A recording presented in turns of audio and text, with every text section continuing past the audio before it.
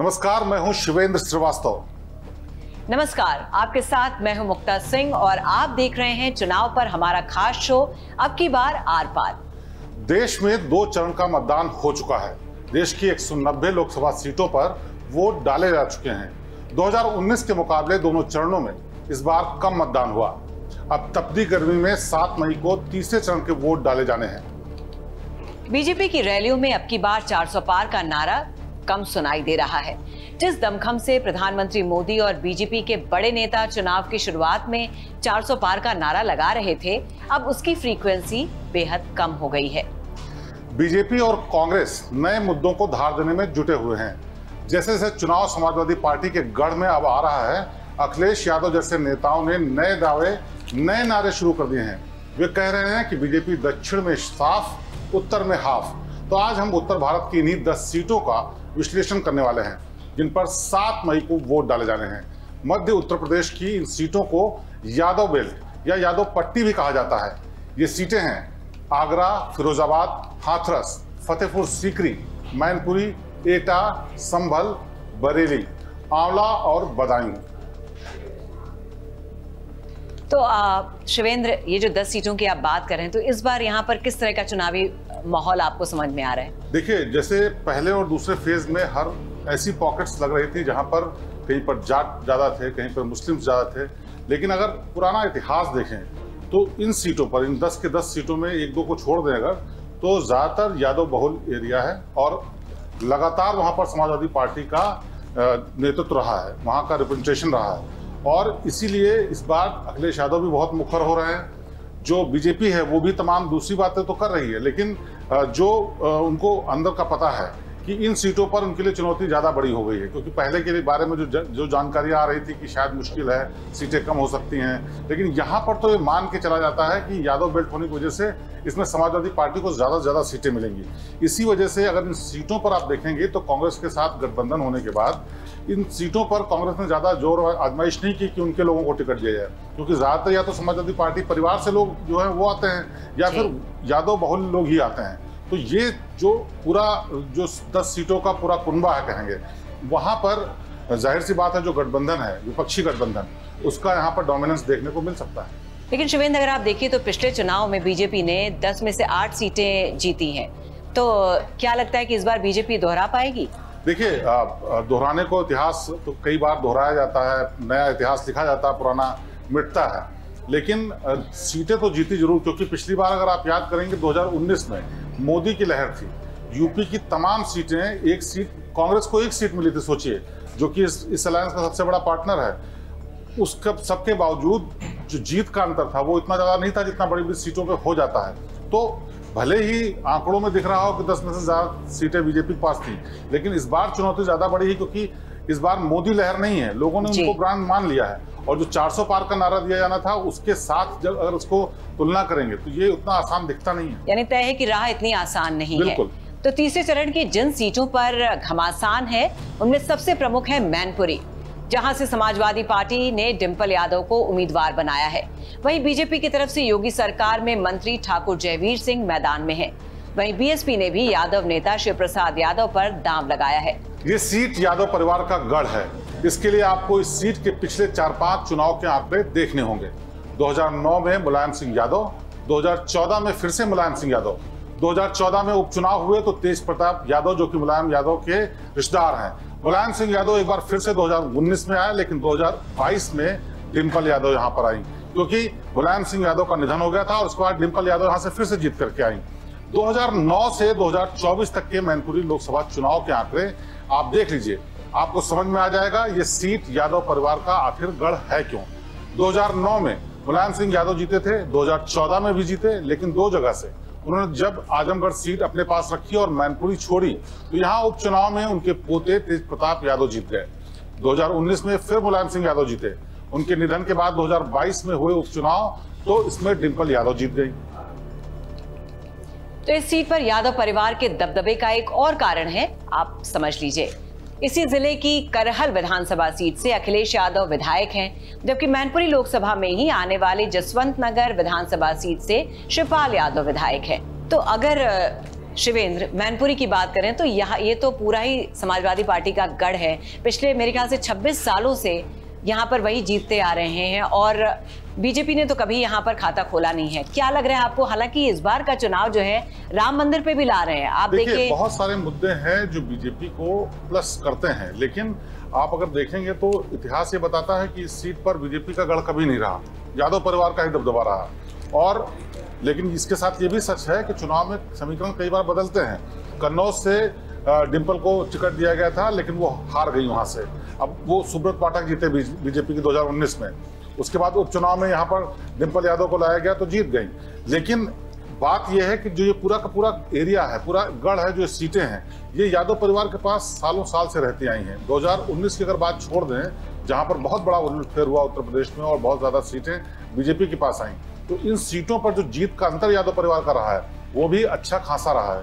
तो कुल मिलाकर के इतना आसान बीजेपी के लिए है नहीं। फिलहाल तमाम जो रणनीति और तरीके बनाए गए हैं वो जरूर इशारा करते हैं कि हो सकता है उलटफेर हो जाए। नहीं, एक बात तो साफ है कि विरासत की लड़ाई और वर्सेस जो बदलाव के दावे किए जा रहे हैं, लेकिन आप देखिए यहाँ पर राम मंदिर का मुद्दा भी भुनाया जा रहा है कि राम भक्तों पर गोली चलवाने वाले वर्सेस राम मंदिर बनवाने वाले। तो आपको लग रहा है कि कहीं ये कुछ काम कर सकता है? देखिए, ये फैक्टर तो शर्तिया बीजेपी इस्तेमाल करेगी ही और ये काम कर भी रहा है। लेकिन इस एरिया में बहुत ज्यादा, इस एरिया की अगर बात छोड़ दीजिए तो आपको दिखेगा इस चुनाव में बहुत ज्यादा इस्तेमाल नहीं कर रही बीजेपी जितनी उम्मीद की जा रही थी। उसकी वजह यह है कि उनके पास बहुत सारे और से फैक्टर्स हैं। उनकी रणनीति अलग अलग तरीके से अलग अलग इलाके के हिसाब से है और इसीलिए शायद नरेंद्र मोदी ने जो नारा दिया है अब की बार 400 पार, तो वो 400 पार किसी एक पर्टिकुलर मुद्दे को लेकर के नहीं बात कर रहे हैं। जिस इलाके में या जिस गढ़ में जाते हैं वहां पर उस मुद्दे की बात करते हैं। यहाँ पर रिलेवेंट हो जाता है। क्षेत्रीय नेता और कार्यकर्ता लगातार कह रहे हैं कि ये वही लोग हैं जो उन्होंने राम सेवकों पर गोलियां चलवाई थी, उसको बुलाने की कोशिश कर रहे हैं, लेकिन उसकी लहर नहीं बनाई गई है। तो अलग अलग जो मुद्दों का इस्तेमाल बीजेपी कर रही है वो भी उनकी रणनीति का हिस्सा है। लेकिन कौन सी रणनीति कितना काम करती है ये तो नतीजे ही बताते हैं। ये कह पाना मुश्किल है। मैनपुरी के बाद अब बात करते हैं बरेली लोकसभा सीट की। तीसरे चरण की ये सीट बेहद रोचक हो गई है। 8 बार के बीजेपी सांसद और पूर्व केंद्रीय मंत्री संतोष गंगवार का टिकट कटने के बाद यहाँ कौन कौन मैदान में है, देख लीजिए। बरेली में मुख्य मुकाबला बीजेपी के छत्रपाल सिंह गंगवार और समाजवादी पार्टी के प्रवीण सिंह ऐरन के बीच ही है। बीएसपी ने यहाँ छोटेलाल गंगवार को उम्मीदवार बनाया था, लेकिन उनका पर्चा खारिज हो गया। शिवेंद्र, सबसे पहले तो यहाँ पर सबसे बड़ा सवाल यही है कि 8 बार के सांसद संतोष गंगवार को हटाने की क्या जरूरत पड़ गई और आपको लगता है कि इनके बिना ये चुनाव जीत पाएंगे या इनके ऊपर भारी पड़ सकता है? देखिए, बीजेपी की जो रणनीति का हिस्सा है, इस बार एक बहुत खास बात देखने को मिलेगी। हालांकि शुरुआत में कहा जा रहा था कि 40% टिकट जो है वो बदल जाएंगे, उतने तो नहीं बदले, लेकिन उन तमाम सीटों पर जहां 2-2, 3-3 बार इनके सांसद रह चुके, लगातार जीतते हैं, अच्छा जनाधार है और वो दावा भी करते रहे कि अच्छा काम किया है, उसके बावजूद भी बदले गए। संतोष गंगवार तो एक एग्जाम्पल है, हालांकि बड़ा एग्जाम्पल है क्योंकि 7 बार जीते हैं। उनको बदलना बहुत बड़ी बात थी, लेकिन 3-3 बार के जीते हुए भी लोगों को इसलिए बदला गया। वो इस बात की ओर इशारा करता है कि कहीं ना कहीं बीजेपी को इस बात का जरूर डर है कि कहीं एंटी इनकम्बेंसी न बन गई हो, कहीं नाराजगी ना हो। जो तमाम सर्वे कराए गए, जो तमाम रिपोर्ट्स मंगाई गई, उनमें भी कई शिकायतें आई, कई बातें आई कि सांसद लोग अब कम काम कर रहे हैं। उसकी वजह एक ये भी है कि हर जगह मोदी का चेहरा, मोदी का नाम, केंद्र सरकार की अगर बात हो, राज्य सरकार की बात हो, सब जगह केवल मोदी की बात होती है या फिर योगी की बात होती है। तो इसका जो एक असर है वो जनता में शायद इस तरीके से उन्होंने भांपा और उसी का नतीजा है कि ये टिकट कटे। और इसका एक और खामियाजा बीजेपी को शायद हो सकता है, रिजल्ट के बाद पता चलेगा, लेकिन खामियाजा हो सकता है क्योंकि जो लोग इतनी बार सांसद बन चुके, इतना जनाधार है, इतने बड़े नेता हैं, वो ये उम्मीद मान के चलते हैं कि उनको टिकट मिलेगा ही मिलेगा। और ऐसे में जब नहीं मिला तो उनके जो कार्यकर्ता हैं, उनके जो सपोर्टर्स हैं, वो नाराज हैं। इसीलिए जो जानकार हैं वो ये भी बताते हैं कि जो वोट परसेंटेज है वो गिरा, क्योंकि ये नाराजगी भी हो सकती है, गर्मी का असर भी हो सकता है और ये भी हो सकता है कि भाई विपक्ष ये मान के बैठ गया है कि 400 पार का नारा मोदी जी ने दिया है तो इतना तो ले ही आएंगे कि जीत जाएंगे, तो वोट देने किस ले जाएंगे। बिल्कुल। बरेली लोकसभा सीट कुर्मी बहुल सीट है। संतोष गंगवार का टिकट काटकर बीजेपी ने कुर्मी नेता छत्रपाल सिंह को टिकट दिया है। बरेली लोकसभा सीट जहां मतदाता 18 लाख, मुस्लिम मतदाता 7 लाख, लेकिन कुर्मी 6 लाख हैं। शेड्यूल कास्ट 2.5 लाख, अन्य 2.5 लाख। बरेली जो आप देखिए इस चरण में सबसे इंपॉर्टेंट सीट है, तो आपको क्या लग रहा है कि बीजेपी के लिए मुश्किल है या सारे पेच कस लिए गए हैं? देखिए, तमाम तरीके के इंतजाम बीजेपी की तरफ से किए गए और इसमें कोई शक नहीं कि बीजेपी की जैसी रणनीति विपक्ष में किसी के पास नहीं है। कोई चीज अचानक से आ जाए और उसका फायदा विपक्ष को मिल जाए ये बात अलग है, लेकिन वो 5 साल 24 घंटे हर दिन चुनाव के मोड में रहते हैं और तैयारी भी उसी हिसाब से रहती है। तो एक नहीं, बहुत से ऐसे मुद्दे हैं जिस पर बीजेपी घेर सकती है, लेकिन अभी जनता का मूड कुछ अलग सा दिखने लगा है कि वो उन मुद्दों पे बात नहीं कर रहे हैं जो बीजेपी या केंद्र में या विपक्ष के जो बड़े नेता कर रहे हैं, वो अपने मुद्दों की भी बात करते हैं। तो उन मुद्दों को अगर हावी होने दिया गया या हावी रहा तो शायद हो सकता है नतीजा कुछ और होगा, वरना जिस तरह का नैरेटिव बनाने की कोशिश होती है, चाहे विपक्ष की तरफ से हो चाहे बीजेपी की तरफ से हो, वो नैरेटिव अगर सेट होता है तो फैसला उन मुद्दों पर होगा जो मोदी जी या फिर राहुल गांधी या समाजवादी पार्टी कर रही है। तो नतीजे ही बता पाएंगे कि अंदरूनी पेचकस लिए गए हैं या अभी भी कुछ बाकी रह गया। तो बरेली के बाद अब हम बात करते हैं बदायूं सीट की। ये सीट भी तीसरे चरण की हाई प्रोफाइल सीट है। बीजेपी और समाजवादी पार्टी दोनों ने यहाँ नए उम्मीदवार उतारे हैं। बीजेपी ने 2019 की सांसद संघमित्रा मौर्य का टिकट काट दिया। समाजवादी पार्टी ने पहले शिवपाल यादव को उम्मीदवार बनाया, लेकिन बाद में उनके बेटे आदित्य यादव को उम्मीदवार बना दिया। तो हम आपको ग्राफिक्स के जरिए बदायूं लोकसभा सीट के बारे में समझा देते हैं। बीजेपी से उम्मीदवार हैं दुर्विजय शाक्य, आदित्य यादव है समाजवादी पार्टी की तरफ से और बीएसपी ने उतारा है मुस्लिम खान को इस सीट से। बदायूं लोकसभा सीट पर कांटे की टक्कर मानी जा रही है। बदायूं लोकसभा सीट पर आदित्य यादव के खिलाफ बीजेपी ने अपने मौजूदा सांसद संघमित्रा मौर्य का टिकट काट दिया है। दुर्विजय शाक्य को उतारा है। वहीं बीएसपी से मुस्लिम खान किस्मत आजमा रहे हैं। 2009 और 2014 में बदायूं से सांसद बनने वाले धर्मेंद्र यादव 2019 के चुनाव में बीजेपी से हार गए थे। बीजेपी की संघमित्रा मौर्य सांसद चुनी गई थी, लेकिन इस बार दुर्विजय शाक्य पर भरोसा जताया गया है। तो आदित्य यादव पहली बार लोकसभा का चुनाव लड़ रहे हैं, जिन्हें जिताने के लिए शिवपाल यादव ने बदायूं में डेरा जमा रखा है। खबरें ये भी हैं कि उन्होंने समाजवादी पार्टी के महासचिव पद से इस्तीफा देने वाले सलीम शेरवानी और आबिद रजा को मना लिया है, ताकि बीएसपी के मुस्लिम खान के चलते मुस्लिम वोटों में बिखराव न हो सके। ऐसे में देखना यह है कि आदित्य क्या अपने चचेरे भाई धर्मेंद्र यादव की हार का हिसाब बीजेपी से बराबर कर पाएंगे या नहीं। लेकिन यहाँ निश्चित तौर पर मुकाबला कांटे का है। तो शिवेंद्र, बदायूं से उम्मीदवार तो आदित्य हैं, लेकिन चुनाव उनके पिता शिवपाल यादव लड़ रहे हैं। तो क्या आपको लगता है कि शिवपाल की ताकत यहाँ पर काम आएगी? किस तरह की संभावना आपको दिख रही है? देखिए, ये बदायूं की जो सीट है ये बेहद दिलचस्प है। यहाँ से शिवपाल यादव को टिकट दिया गया, लेकिन फिर धीरे धीरे माहौल बनना शुरू हुआ कि आदित्य यादव को टिकट दिया जाए। हम आपको ये भी बता दें कि काफी कम उम्र के हैं अभी आदित्य यादव। पहली बार चुनाव लड़ने जा रहे हैं और जब से यादव परिवार में बिखराव हुआ था, शिवपाल यादव से या आदित्य यादव से अखिलेश यादव की बात भी नहीं होती थी। जब बातचीत होनी शुरू हुई तो धीरे धीरे जब तलखियां दूर होना शुरू हुई तो शिवपाल यादव की पूरी पार्टी को मर्ज कर लिया, लेकिन केवल शिवपाल यादव को विधानसभा का टिकट दिया। इतना बड़ा सेक्रीफाइस किया उन्होंने। उसके बाद जब टिकट देने की बात आई तो जहां जहां से वो चाहते थे शिवपाल यादव किसी को टिकट दिया जाए, वहां से अखिलेश यादव ने टिकट लोगों को नहीं दिया। फिर भी उसका सेक्रीफाइस शिवपाल यादव ने किया, सिर्फ इसलिए कि आदित्य यादव को किसी तरह की टिकट मिल जाए। आखिरी क्षण तक वो कोशिश करते रहे, लेकिन टिकट नहीं मिला। शिवपाल यादव का नाम डिक्लेयर हो गया, शिवपाल यादव फिर भी लगे रहे। आखिर में एक रणनीति काम आई। वो रणनीति ये थी कि लोगों ने मांग करनी शुरू की कि आदित्य यादव को लड़ाया जाए, और उसके पीछे की रणनीति और जो प्लान था या जो बात थी वो ये थी कि शिवपाल यादव अगर एक जगह से लड़ेंगे तो अपनी सीट को जीतने के लिए ही लग जाएंगे। उनकी जगह उनके बेटे को अगर मौका दिया जाए तो शिवपाल यादव के अनुभव का लाभ पूरे प्रदेश में मिल सकता है। और आखिर में ये तरकीब काम आई और शिवपाल यादव के बेटे आदित्य यादव को पहली बार टिकट मिल गया। और जो ये सीट है यहाँ पर लगातार दबदबा रहा है समाजवादी पार्टी का ही। जब धर्मेंद्र यादव हारे तो वो एक ऐसा मौका था जिसमें किसी को उम्मीद नहीं थी कि धर्मेंद्र यादव वहाँ से हार जाएंगे, लेकिन फिलहाल 2019 में हारे और उसके बाद अब मौका मिला आदित्य यादव को।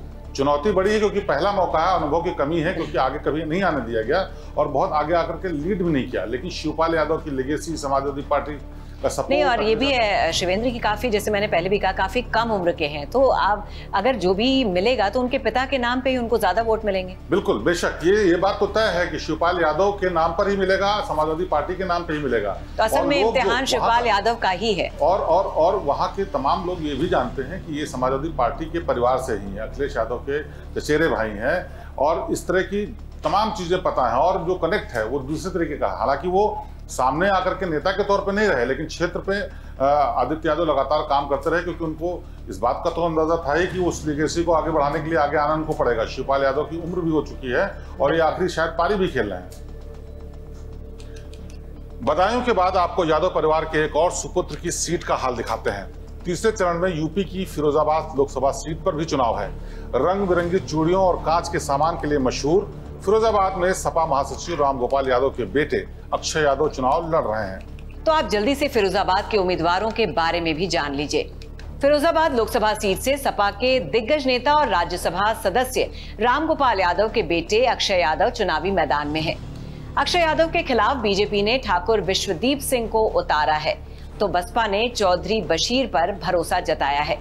2019 में यादव परिवार में लड़ाई चल रही थी। रामगोपाल यादव से नाराज शिवपाल यादव फिरोजाबाद सीट पर खुद उतर गए थे, जिससे अक्षय यादव चुनाव हार गए थे, जबकि 2014 में इसी सीट से अक्षय सांसद चुने गए थे। शिवपाल यादव अब साथ हैं। यहाँ चुनौती बीजेपी की भी कम नहीं है। बीजेपी ने अपने मौजूदा सांसद डॉक्टर चंद्रसेन जादौन का टिकट काटकर दांव दूसरे ठाकुर नेता विश्वदीप सिंह पर खेला है, तो बीएसपी ने मुस्लिम कैंडिडेट उतारकर अक्षय और रामगोपाल यादव की टेंशन बढ़ा दी है। हालत यह है कि रामगोपाल यादव अपने बेटे को जिताने के लिए फिरोजाबाद में डेरा डाले हुए हैं और दिन रात एक किए हुए हैं। तो क्या इस बार रामगोपाल यादव अपने बेटे को जिता सकेंगे? यहाँ भी बदायूं जैसा ही हाल है। देखिए, रामगोपाल यादव के बारे में अगर समाजवादी पार्टी में बात करें तो एक आम तौर पर चर्चा है कि वो बहुत फोकस्ड हैं। फोकस्ड यानी कि वो खुद पर और अपने बेटे पर, और इसके अलावा पार्टी के तमाम लोग इस पर सबसे नाराज भी रहते हैं कि रामगोपाल यादव का जो कद है वो सिर्फ इसलिए है क्योंकि वो उनके चाचा हैं अखिलेश यादव के, वरना उनका पार्टी में उस तरह का योगदान क्षेत्र में यानी फील्ड में नहीं रहता जिस तरह का रहना चाहिए। शिवपाल यादव उसके उलट अपने अनुभव और अपनी मेहनत के चलते लगातार दौरे करते रहते हैं, लेकिन रामगोपाल यादव जिस तरह से लड़ते हैं वो पार्टी की रणनीति बनाने में लगते हैं और अपने बेटे को जिताने की कोशिश में लगते हैं। तो जाहिर सी बात है उनके पास रणनीति है, और अक्षय पहले भी रह चुके हैं, नेता हैं पुराने, बहुत पुराने नहीं लेकिन फिर भी अपनी उम्र के हिसाब से अनुभवी नेता हैं, और उसका जो फायदा मिलना है, जो यादव परिवार का फायदा मिलना है, रामगोपाल यादव के सपोर्ट का फायदा मिलना है, अखिलेश के नाम का फायदा मिलना है, वो मिलना तय है। लेकिन एक बात ये भी है कि इन लोगों के बारे में, चाहे वो अक्षय हो चाहे ये आदित्य यादव हो, इन लोगों के बारे में आम धारणा ये भी है जनता के बीच में कि ये लोग परिवार की होने की वजह से जीत तो जाते हैं, लेकिन उस तरह से लोगों से इन्वॉल्व नहीं होते, क्योंकि नई जनरेशन है, इनके थॉट प्रोसेस डिफरेंट है और वो पूरी की पूरी बेल्ट डिफरेंट है। वहाँ कनेक्ट को लोग ध्यान देते हैं, लोगों से उस तरह से कम्युनिकेट कर पाना मुश्किल होता है। अगर कनेक्ट को ध्यान दे पाएंगे तो शायद असर पड़े, वरना उनके लिए चुनौती कम नहीं है। इन शिवेंद्र, लगातार बीजेपी जो है परिवारवाद को लेकर विपक्ष पर धावा बोल रही है, और यहाँ तो साफ नजर आ रहा है। बिल्कुल, देखिए, परिवारवाद को लेकर के तमाम जो बातें होती रहती हैं उसमें सबसे बड़ा निशाना तो उत्तर प्रदेश में बात करें तो समाजवादी पार्टी की है, बिहार में बात करें तो लालू यादव परिवार है। लेकिन इस बार एक नई समीकरण भी निकल आया। जब बात ये होनी शुरू हुई तो उधर ओवैसी ने ये भी कह दिया कि मोदी के परिवार में क्या है, कौन कितने लोग जुड़े हुए हैं, मतलब बहुत सारी चीजें मिक्स हो गई। तो वही जो मैं शुरुआत में कह रहा था कि अब जो मुद्दे हो रहे हैं, जिस तरह का मुद्दा एक पार्टी लेकर के आती है उसी की काट के लिए दूसरा कुछ और तैयार कर ले आता है। तो जो छोटे छोटे पॉकेट्स में चुनाव हो रहे हैं, जो झगड़ा चल रहा है या जो खींचतान चल रही है, वो उन्हीं मुद्दों पर चल रहा है। इनमें कहीं कोई मुद्दा राष्ट्रीय नहीं है। बड़ा रोचक होगा देखना कि बाप बेटे की केमिस्ट्री कितना काम कर पाती है। बिल्कुल। हम अब की बार आर पार अपने इस खास शो में नेता पुत्रों की बात कर रहे हैं, तो भला एक और विरासत को कैसे भूल सकते हैं। वो विरासत है एटा में बाबूजी कहे जाने वाले स्वर्गीय कल्याण सिंह की। तो आइए हम आपको एटा के उम्मीदवारों के बारे में बताते हैं। तीसरे चरण में यूपी के पूर्व मुख्यमंत्री कल्याण सिंह के बेटे राजवीर सिंह भी अपनी अग्नि परीक्षा देने वाले हैं। राजवीर सिंह एटा लोकसभा सीट से एक बार फिर से चुनावी मैदान में हैं। सपा ने इस बार राजवीर के खिलाफ देवेश शाक्य को उतारा है, तो बसपा ने मोहम्मद इरफान को प्रत्याशी बनाया है। सपा ने राजवीर सिंह के सामने चुनौती खड़ी की है, तो बसपा के मुस्लिम कैंडिडेट उतारने से सपा के कोर वोट बैंक में बिखराव का खतरा बन गया है। सपा यादव शाह के मुस्लिम समीकरण के सहारे कल्याण सिंह के बेटे की सीट पर अपना दबदबा बनाए रखना चाहती है। शाह के वोटर्स यहाँ बड़ी संख्या में है, जो बीजेपी का वोट बैंक माना जाता है, लेकिन सपा के देवेश शाक्य के उतरने से चुनौती जाहिर तौर पर बढ़ गई है। ऐसे में देखना यह है कि कल्याण सिंह के सियासी विरासत को राजवीर क्या बचाए रख पाने में कामयाब रहते हैं। तो शिवेंद्र, यहाँ शाह के उम्मीदवार उतार कर समाजवादी पार्टी ने राजवीर सिंह की सीट फंसा तो नहीं दी है? क्या बाबूजी की विरासत राजवीर को फिर संसद में पहुंचा पाएगी? देखिए, ये बात तो तय है कि शाक की उम्मीदवार उतारने से चुनौती बढ़ी है, लेकिन अगर कल्याण सिंह की लेगेसी को देखें तो वहां से ही नहीं बल्कि उत्तर प्रदेश की तमाम अगर जगहों को देखें तो वहां उनका अच्छा खासा दबदबा था। वो मुख्यमंत्री रहे और उनका कद इतना बड़ा था कि एक बारगी तो केंद्र में उनके लिए माना जाता था कि किसी बड़ी जगह जाना चाहिए, लेकिन फिर तमाम वजहों से सेहत को लेकर के और कंट्रोवर्सीज के चलते कल्याण सिंह थोड़ा पीछे हो गए। लेकिन कल्याण सिंह बहुत कद्दावर नेता थे और उनकी जो विरासत है उसको राजवीर सिंह ने उतनी ताकत से तो नहीं लेकिन काफी कुछ हद तक समेटा है और उसको बढ़ाए रखने में भी काम किया। आप तमाम राजनीतिक चर्चाओं में बहुत सी बातें सुनेंगे, लेकिन ये कम सुनने को मिलेगा कि राजवीर सिंह ने कोई कंट्रोवर्शियल बयान दे दिया या राजवीर सिंह अपने क्षेत्र के अलावा बहुत कहीं ज़्यादा एक्टिव हैं।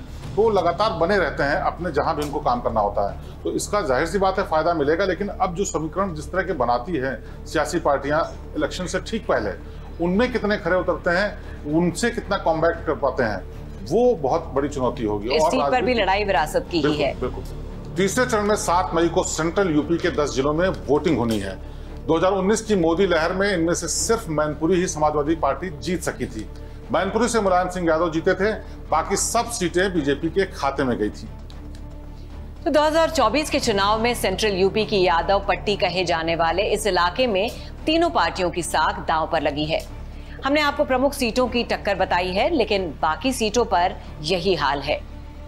तीसरे चरण में फतेहपुर सीकरी लोकसभा सीट पर मतदान होना है, लेकिन यहां बीजेपी के अंदर ही घमासान मचा है। यहां से बीजेपी ने राजकुमार चाहर को लोकसभा सीट का उम्मीदवार बनाया है, लेकिन बीजेपी के ही पूर्व सांसद और बीजेपी के मौजूदा विधायक बाबूलाल ने अपने बेटे रामेश्वर चौधरी का निर्दलीय पर्चा भरवा दिया है और इसके बाद माहौल बदल गया है।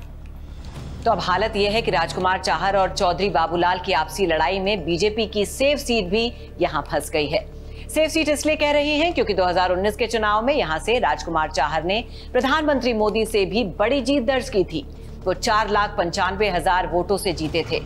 मुगल काल में सम्राट अकबर की राजधानी रही इस सीट पर मुकाबला अब बेहद रोचक है। तीसरे चरण के मतदान वाले सियासी तौर पर गर्म यूपी का ये इलाका मौसम के लिहाज से भी बेहद गर्म है। 7 मई को यहाँ पर पारा 40 डिग्री के आसपास रह सकता है। तीसरे चरण में कैसी वोटिंग होती है इस पर हमारी नजर बनी रहेगी। तो तीसरे चरण में किस नेता पुत्र की नैया पार होती है और कौन मझधार में फंसता है, इसका पता 4 जून को चलेगा। लेकिन हम तीसरे चरण की वोटिंग की हर तस्वीर, उसके मायने आप तक जरूर पहुंचाएंगे। फिर किसी और इलाके की सियासी तस्वीर लेकर हाजिर होंगे और आपको दिखाएंगे अब की बार आर पार। तब तक के लिए दीजिए इजाजत। नमस्कार। नमस्कार।